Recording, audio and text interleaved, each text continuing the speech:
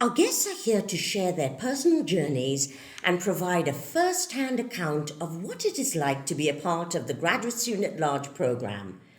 This episode serves as a guide for prospective students, lifelong learners, and anyone curious about the program's inner workings. During our conversation, we'll uncover the program's core features, including the courses that left a lasting impact, the renowned professors who guide students, and the dynamic environment that fosters intellectual growth. Additionally, we'll explore the challenges and rewards of being part of this academic community and discuss how it has shaped the careers and lives of our alumni. So whether you're considering the Graduate Student at Large program or simply intrigued by the possibilities it offers, Conversations at Large is your ticket to discovering the opportunities and insights it can bring to your academic journey. So join us as we unveil the world of academic exploration through the Graduate Student at Large program at the University of Chicago. Thanks for sharing that, Marvin. That was great. So I really do want to ask, right? So for both of you, what were some of the most impactful lessons from your GSAL experience? I'd like to hear that. I think the most impactful is being able to attend workshops and events throughout the entire campus. I remember learning about restorative justice, and there was this event on campus at the Institute of Politics, and it was about peace circles. And I was like, Marvin, we should go. Let's go check it out. Let's register. And we ended up going, and I met an amazing person. I believe her name was Pam, if I remember correctly. And she just had so much wisdom about peace circles. And that was through my experience with the GSAL program. Like, I was able to attend that event as a student, right? And there was many workshops like that throughout campus. And so being able to go to those workshops and still learn outside of the classroom as well.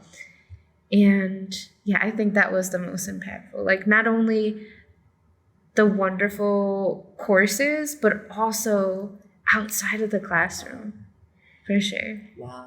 Yeah, I remember that we got all dressed up, and we weren't living on the university campus at that time quite yet, and so we had to drive all the way to Hyde Park and find parking outside the Institute of Politics, and we went in, and we were a little nervous, but you just kind of sit down, and you're just one of everyone else enjoying the education and the event. Now, unfortunately, though, for all our listeners, my experience was during the pandemic. So, but despite that, what I was able to do with sort of my login and password they give you when you become a GSAL student is sign up for the Zoom events. And so I saw Institute of Politics events via Zoom and seeing politicians and important people speak.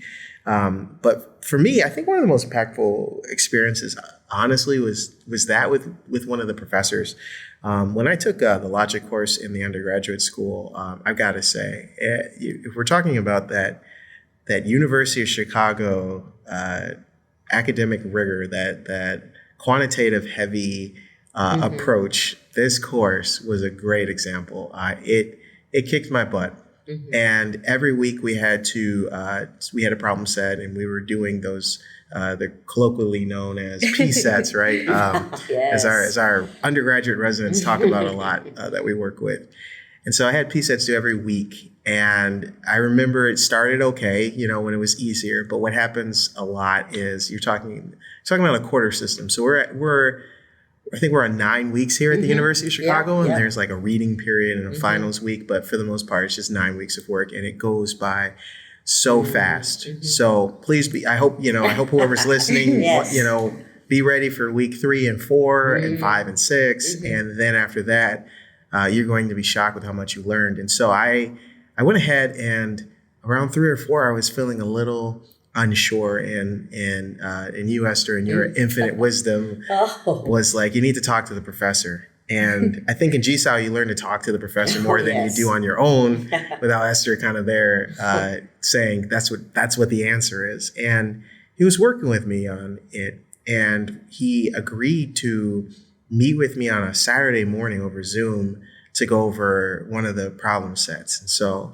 I met with him, and in the middle of our session, I'm just hanging on to like, what's the next step in this problem? And he yells at me, and he's like, Marvin, I've seen you get hard things before. You can do this.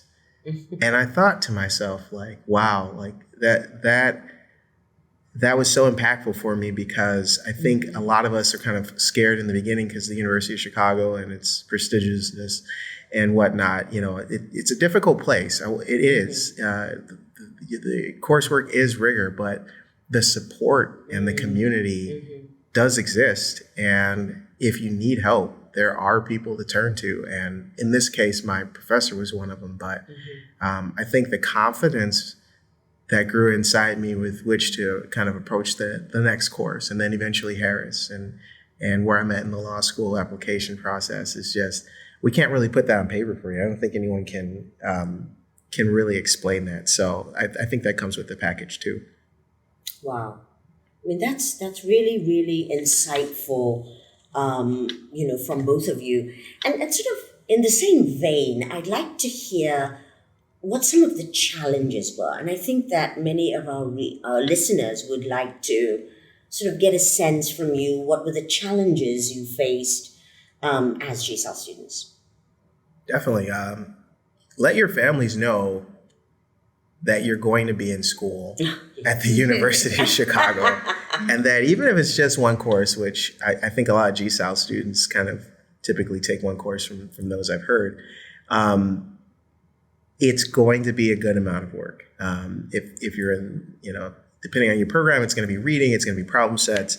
The academic rigor is there, the quantitative nature is there, and that's going to be a tough one. I think, I think what Bianca and I can talk about is probably imposter syndrome a bit. I was just about to say that. from like a multitude of angles on this one. I mean, I think and I've heard that too from many of our students, this imposter syndrome. So what was that like?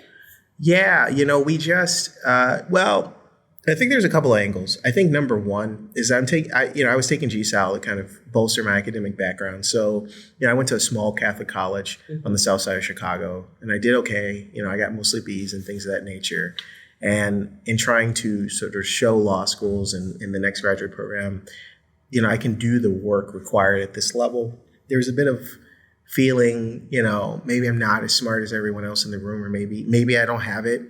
And I think by the end of it, you kind of learn that could be a part of it, but really it's kind of about who wants to do the work. I think we're work heavy. Like, these are hardworking people, and your classmates are hardworking. I think for me, I'm a Black American on the south side of Chicago, and so these rooms can be there could be a sort of a level of homogeneity in the room, and just trying to find your people and trying to find where you fit in can be a bit of a struggle. And so you're kind of, a question that kind of comes across my mind is, where are the folks that look or sound like me, and where are we in the room and whatnot. And so being from Chicago, but not really having heard about the University of Chicago throughout some of my younger years, kind of put on an extra layer. And so working through that has been, staying true to the work, finding your support system, finding folks who understand what you're trying to do, and sticking close by them and sticking it out. I don't know, Bianca, do you? Yeah. I was just thinking about where we come from and our socioeconomic status, and even feeling going back to what you said, Marvin, am I smart enough? Am I able to do this? Because I remember talking with you, Esther, about it like this school being quant heavy. Right. And I had to process that a couple times because I'm like, what does that really mean? Yeah. And like, am I not smart enough to understand that? And is this the place I should be? Because I'm not really good with numbers or things like that. But I think imposter syndrome kind of goes into like all these areas of like how we identify too, you know? And so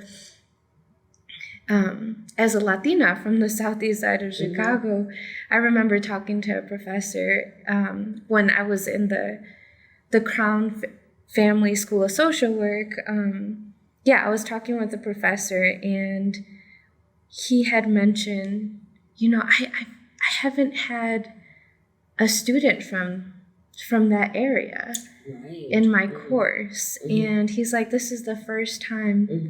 Because he was also from there. Right. And I was like, wow, this is amazing. Like, you're from there and I'm from there. And, I guess that's all to say, like, it does feel a little intimidating, to say the least.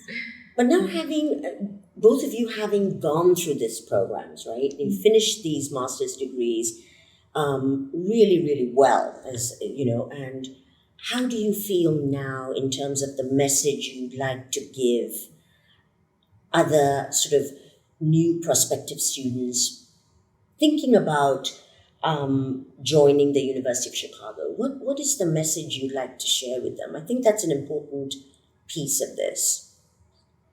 I think the biggest thing is definitely like, you belong here. Wow. If you want to make an impact, whether it's through policy, whether it's through research, whether it's through direct practice, whatever you decide, and like you want to make that impact, like you belong here. And you can do it. It is possible. And if you need someone to talk to, I'm there as well. And that's true. We have so many, hundreds of our GSAL alumni like yourselves become real ambassadors of the program. I mean, that's true. And Marvin? Yeah, if you're listening to this podcast and you found it and you're listening out of interest and you're going through the episodes and you're researching whether or not this is the choice, and you may not be absolutely sure about the ultimate area of research you want to pursue or what the end result will look like, but you've got passion and grit and determination, and you're going to do what it takes to get to the next step in your academic level, then by all means, this program, I think, was made for that kind of person. I think it's made for you if you're that type of person. I think that you have to make the determination that I want to pursue a certain academic area. I want to understand more about the world, and I want to go beyond sort of the academic level I was at.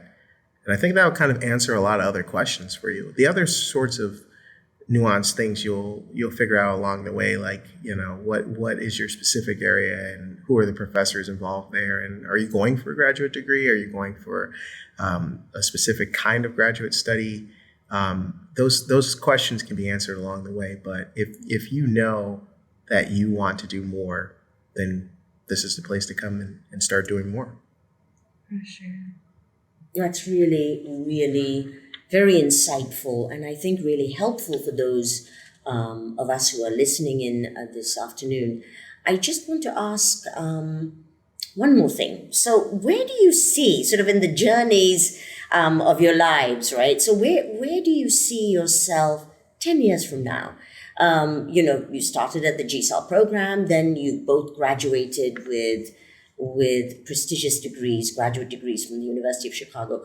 Where would you like to see yourselves in 10 years with the knowledge and the experience and confidence that this academic experience has been like for you? Yeah, so right now... It's a good question, eh? Yeah. So I really would like to become a licensed clinical social worker and become a bilingual therapist. Yes. I really want to also go back to my community and to be present there and seeing how I can be with my community. And as wanting to be a bilingual social worker, a bilingual therapist, right? Also lifting like the Latinx community as well and the BIPOC community and providing like therapy where it meets the BIPOC community where they're at and empowering each other. So yeah, that 10 years from now. That sounds wonderful. Yeah, so working on my clinical hours and yeah, continuing to make an impact. And we're also part of an organization, and we're part of a board there, and just seeing how my role as part of the board at the organization could grow and how I could make an impact with the organization and the community in San Francisco, which is where the organization is at. That's wonderful. And could you tell us the name of the organization again? Yeah, so it's Faithful Fool Street Level Learning, and they work in San Francisco and as well as Nicaragua. And it's a ministry of presence. It's an organization of presence and how we can meet people where they're at and, you know, be able to work on all levels, whether it's on a macro level or a micro level, and connecting all of those things to make a change. And it's a organization of accompaniment. So being in community and seeing what does our neighbor need right now, you know, how could we work together? And it's always in that togetherness.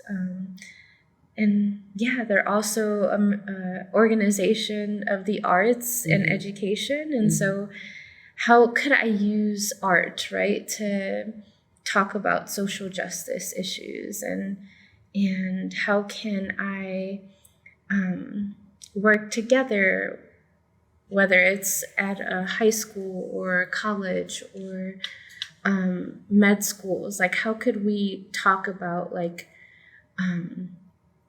social justice issues that are coming up, right? And how can we practice in our own work, in our own selves, right?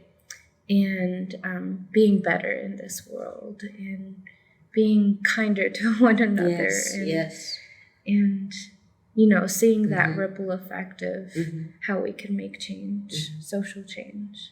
And for all our listeners, this today, if they are interested to learn more about this organization and probably learning more and volunteering, could they reach out to you about this? Oh yeah, for sure. Wonderful. Definitely reach out to Marvin and I.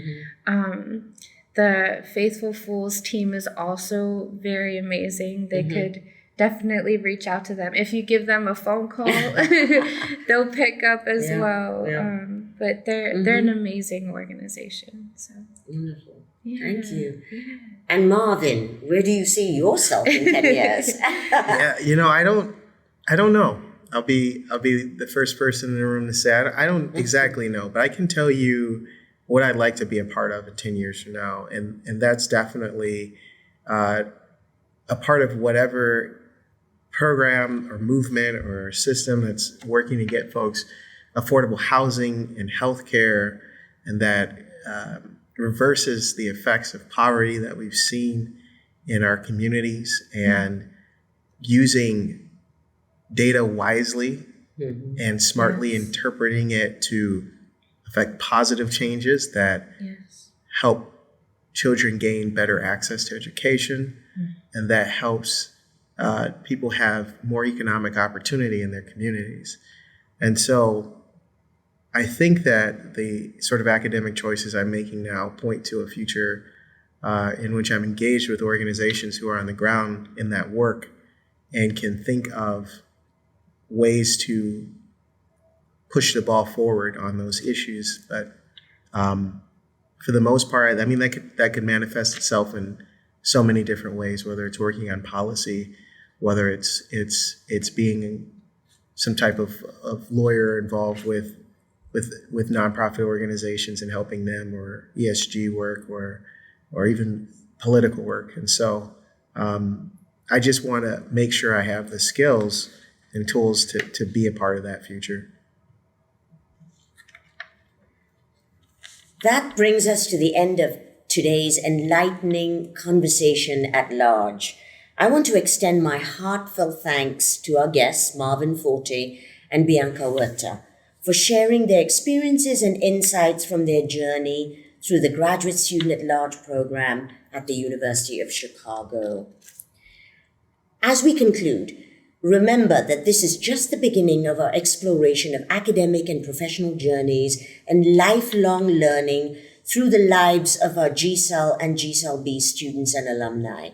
Stay tuned for more engaging episodes on interdisciplinary excellence and GSAL beyond academia, impact on career and life, to keep the conversation going.